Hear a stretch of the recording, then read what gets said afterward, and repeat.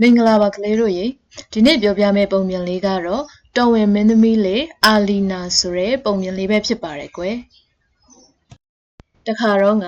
အယ်ဒိုရီယာဆိုတဲ့ရွှေနိုင်ငံတော်ကြီးတစ်ခုမှာအာလီနာဆိုတဲ့မင်းသမီးလေးတစ်ပါးနေထိုင်တဲ့ကွယ်သူမဟာအင်မတန်ကိုလှပတဲ့ရွှေရောင်စပင်နဲ့ပင်လယ်ပြာရောင်မျက်လုံးတွေရှိတဲ့အပြင်သူမရဲ့တတ္တိနဲ့ဉာဏ်ပညာကြောင့်လည်းပိုမိုပြီးတော့လူသိများတဲ့ကွယ်အယ်ဒိုရီယာနိုင်ငံဟာတာယာဝပြောတဲ့နိုင်ငံတစ်နိုင်ငံဖြစ်တော်လဲရန်သူများစွာဝိုင်းရံနေတဲ့ကွယ်အဲ့ဒီထဲမှာအန်ဒီရဲ့အရှိဆုံးရန်သူတွေကတော့အမှောင်တောင်ကုန်းမှာနေထိုင်တဲ့ရန်သူတွေပဲဖြစ်ပါတယ်သူတို့ရဲ့ခေါင်းဆောင်ဇိုရန်ဟာအယ်ဒိုရီယာနိုင်ငံကိုသိမ်းပိုက်ပြီးတော့အကြောက်တရားဖြင့်အုပ်ချုပ်ရှင်နေတာပေါ့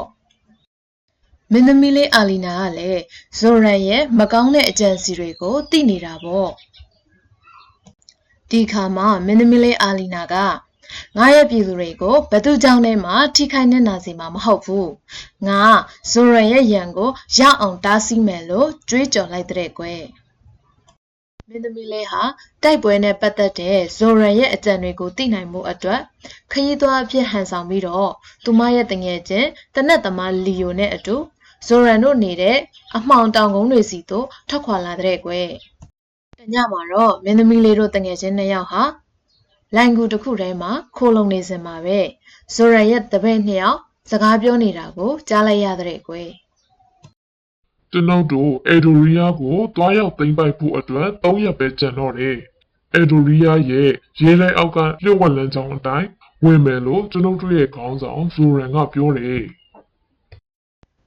မင်းသမီးလေးဟာဇိုရန်ရဲ့အကြံကိုသိပြီးတဲ့နောက်မှာထိတ်လန့်သွားပြီးတော့ရှက်ရှင်မဲ့သူမရဲ့တိုင်းပြည်ဖြစ်တဲ့အယ်ဒိုရီယာကိုပြန်တဲ့ကွယ်မင်းသမီးလေးအာလီနာဟာအယ်ဒိုရီယာနိုင်ငံကိုပြန်ရောက်တဲ့အခါမှာတော့သူမရဲ့တပ်မတော်ကိုရှက်ရှင်မဲ့စူးစီးလိုက်တဲ့ကွယ်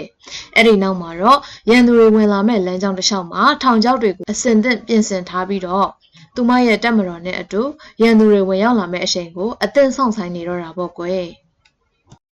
ဇိုရန်ရဲ့ရန်သူတပ်ကြီးကလည်းစီစဉ်ထားတဲ့အတိုင်းပဲလမ်းတော်ရဲ့မြေအောက်လျှို့ဝှက်လမ်းကနေဝင်ရောက်လာတဲ့အခါမှာတော့